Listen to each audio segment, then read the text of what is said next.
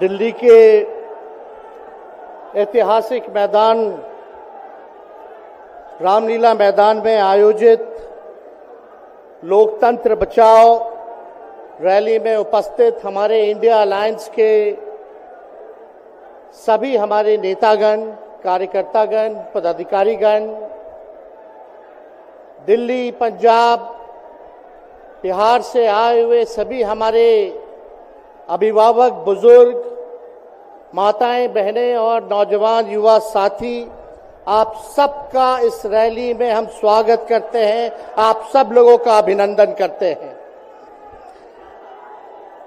ये दिल्ली की भीड़ बता रही है कि मोदी जी जिस तरह से आंधी की तरह आए थे उसी तरह तूफान की तरह चले जाएंगे। पहला रैली हम लोगों ने पटना में किया, दूसरा बॉम्बे में किया और तीसरा आज जो है दिल्ली में हो रहा है।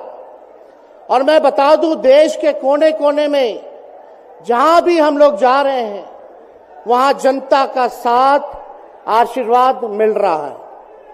आज हम सब लोग एकजुट हुए हैं देश के लोकतंत्र, देश के संविधान, देश के भाईचारा को बचाने के लिए। जिस हिसाब से देश में बांटने का काम किया जा रहा है, भाई को भाई से लड़ाया जा रहा है, नफरत की राजनीति की जा रही है, उसलिए हम सब नेता आपकी लड़ाई के लिए हम सब लोग आए हैं और आपकी लड़ाई लड़ रहे हैं। और हम लोग सब लोग चाहते हैं कि इस लड़ाई में आपका साथ मिले, आपका आशीर्वाद मिले और आपका प्यार मिले। जो लोग नारा लगाते हैं अब की बार 400 पार, उनका मुंह है, कुछ भी बोलेंगे, लेकिन एक बात तय है, जनता ही मालिक है, आप मालिक हैं और आपको तय करना है कि देश के शासन में कौन बैठने का काम करेगा। आज यहां दिल्ली की जनता से पूछना चाहते हैं, वो लोग नारा लगा रहे हैं, टारगेट फिक्स कर रहे हैं, अब की बार 400 पार, ऐसा लग रहा है कि पहले से ही ईवीएम सेटिंग हो चुका है। ये लोग फिर भी आप लोगों से पूछना चाहते हैं कि आप लोग, ये लोग जो नारा लगा रहे हैं, क्या वो सच होगा या वो सत्ता से बेदखल करिएगा? हाथ उठा के बताइए, इनको सत्ता से बाहर करना है कि नहीं करना? आज हम सब लोग देख रहे हैं कि देश में अघोषित इमरजेंसी लागू हो चुकी है। देश में सत्ता में जो लोग बैठे हैं तानाशाह रवैया अपनाने का काम कर रहे हैं, घमंडी हो गए हैं लोग। और आज हम लोग किसी को गाली देने नहीं आ रहे, लेकिन जो आंख से देख रहे हैं वो बताने आ रहे हैं, जो महसूस कर रहे हैं वो बताने आए हैं। सत्ता में लोग जो बैठे हैं, विपक्ष का धर्म बनता है, कर्तव्य बनता है कि उनसे हम लोग सवाल करें। आज मेरा मानना है कि देश में सबसे बड़ा अगर दुश्मन है तो बेरोजगारी है, महंगाई है, गरीबी है। आज यहाँ लोग हैं, नौजवान हैं, नौजवानों से पूछना चाहते, बताओ कितने नौजवान यहाँ जो हैं मोदी जी ने नौकरी दिया? हाथ उठा के बताइए। कोई नहीं मिलेगा। मोदी जी ने कोई नौकरी नहीं दी, सब कुछ जो है प्राइवेटाइज कर दिया। और हम लोगों ने बिहार में जब कांग्रेस लेफ्ट, इंडिया अलायंस की सरकार थी, 17 महीने में 5 लाख नौकरी हम लोगों ने देने का काम किया। आज किसान तबाह है, युवा परेशान है, लेकिन किसानों से मोदी जी को मिलने का समय नहीं है। मोदी जी मिलते तो प्रियंका चोपड़ा से मिलेंगे, किसानों से नहीं मिलेंगे। अक्षय कुमार को इंटरव्यू देते थे पिछले चुनाव में, इस बार बिल गेट्स को बुला करके इंटरव्यू देने का काम कर रहे हैं। लेकिन किसानों की समस्या कैसे हल होगी ये नहीं बता रहे। किसानों से उन्होंने पिछले चुनाव में वादा किया था कि उनका आय दुगना करेंगे। आज किसानों पर मोदी जी ने तलवार चलाने का काम किया है, जो हमारे अन्नदाता हैं।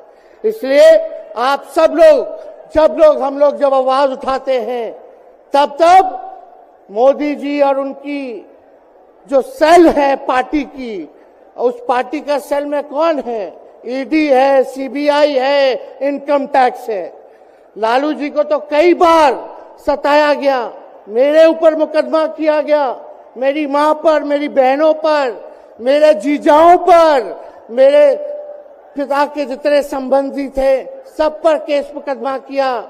अभी बिहार चले जाइए, कई हमारे नेताओं पे छापेमारी चल रही है, कई जगह ईटी का रेड चल रहा है, आईटी का रेड चल रहा है, लेकिन हम लोग घबराने वाले लोग नहीं। आज देश में जिस हिसाब से हेमंत सोरेन जी को और अरविंद केजरीवाल को गिरफ्तार करने का काम इन बीजेपी के लोगों ने किया है, तो उनको हम बता दें कि इनके गीदड़ भपकी से हम लोग डरने वाले नहीं हैं। हम लोग संघर्ष करने वाले लोग हैं, और पिंजरे में तो शेर ही को कैद किया जाता है। सब लोग शेर हैं, आप लोगों ने ताकत दिया है, आपकी लड़ाई हम लोग लड़ रहे हैं। कंस राज आप लोगों ने देखा होगा, जब कंस को किसी से तकलीफ होती थी, डर लगता था, तब जेल में लोगों को बंद कर दिया जाता था। लेकिन जेल जाने से यहां कोई डरने वाला नहीं है। कितने लोगों को जेल भेजोगे? लेकिन जब जनता जब जवाब देगी, जब वोट का चोट दीजिएगा, तो मोदी जी हाथ मलने का काम करेंगे, सत्ता से बेदखल हो जाएंगे। इसलिए ये अपनी ताकत को पहचानिएगा। सब लोग चुनाव के समय आप सब लोग पोल कीजिएगा, वोट दीजिएगा, लोगों को भी वोट दिलाने का काम कीजिएगा। बीजेपी के लोग झूठ बोलने वाले लोग हैं। ये लोग यूरिया को भी चीनी बना देते हैं, ये लोग गोबर को भी हलवा दे करके परोस देते हैं, ये लोग आंख फोड़ करके चश्मा दे देंगे और फिर बोलेंगे देखो हमने चश्मा दिया। ये झूठी पार्टी है, इसलिए इन पे विश्वास मत कीजिएगा। मोदी जी कहते हैं कि उनका गारंटी मजबूत गारंटी है, गारंटी की बात करते हैं। हम बोलते हैं मोदी जी की गारंटी वैसी ही गारंटी है जैसे चाइनीज माल होता है, 2-4 बार इस्तेमाल करोगे और वो गारंटी जो है खत्म हो जाता है, टूट जाता है, खराब हो जाता है। तो जब तक चुनाव है तब तक ही मोदी जी की गारंटी है, बाकी कुछ नहीं। 2 करोड़ रोजगार का क्या हुआ, 15-15 लाख रुपए का क्या हुआ, ये जवाब नहीं देने वाले, लेकिन हमेशा जो है प्रोपेगेंडा चलाने का काम करते हैं और लोगों को भटकाने का काम करते हैं। इसलिए आप सब लोगों को सावधान रहना पड़ेगा। इनके झूठ पे आप लोग विश्वास मत कीजिएगा। और हम सब लोगों ने आज तस्वीर देखा, आज तस्वीर क्या देखा कि आज महामहिम राष्ट्रपति जी अडवाणी जी को भारत रत्न देकर के सम्मानित कर रही थी। मोदी जी अडवाणी जी के बगल में बैठे हुए हैं, राष्ट्रपति खड़ा होकर के सम्मानित कर लिए हैं, लेकिन मोदी जी खड़ा भी नहीं हुए, राष्ट्रपति के सम्मान में खड़ा भी नहीं हुए। इससे पहले भी हम लोगों ने तस्वीर देखी कि राष्ट्रपति पीछे पीछे चल रही है, मोदी जी आगे आगे चल रहे हैं। ये हम आप सब लोगों को बताना चाहते हैं कि इनका संविधान पे कोई विश्वास नहीं है। ये लोग नागपुरिया कानून को लागू करना चाहते हैं, आरएसएस के एजेंडे को लागू करना चाहते हैं। इसलिए ज्यादा कुछ ना कहते हुए एक आंकड़ा हम जरूर बताना चाहेंगे। देश में इंटरनेशनल लेबर ऑर्गेनाइजेशन ने सर्वे किया है, उसमें आंकड़े हैं कि आज देश में बेरोजगारों में से 83% युवा है। पढ़े लिखे युवाओं में बेरोजगारी लगभग 65% है। ग्रामीण क्षेत्रों में सिर्फ 17.5% युवाओं के पास ही काम है। यानी भारत की आत्मा गांव में 82% युवा आज बेरोजगार हैं और मोदी जी इसके बारे में कोई काम नहीं किया। आप एक बार विश्वास कीजिएगा, अगर इंडिया सरकार की अलायंस की सरकार बनती है तो नौजवानों को हम लोग नौकरी देने का काम करेंगे, बेरोजगारी को दूर करेंगे। और जाते जाते बहुत सारे नेताओं को बोलना है, लेकिन एक अंत हम करेंगे एक गाने के साथ। और आप लोगों ने गोविंदा का फिल्म का एक गाना सुना होगा कि तुम तो धोखेबाज हो, वादा करके भूल जाते हो। रोज रोज मोदी जी तुम ऐसा करोगे, रोज रोज मोदी जी तुम ऐसा करोगे, जनता जो रूठ गई तो हाथ मलोगे। अरे तुम तो धोखेबाज हो, वादा करके भाग जाते हो।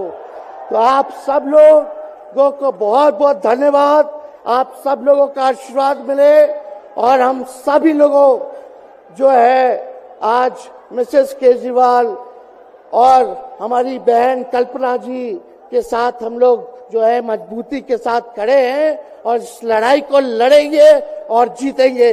बहुत बहुत धन्यवाद। जय हिंद,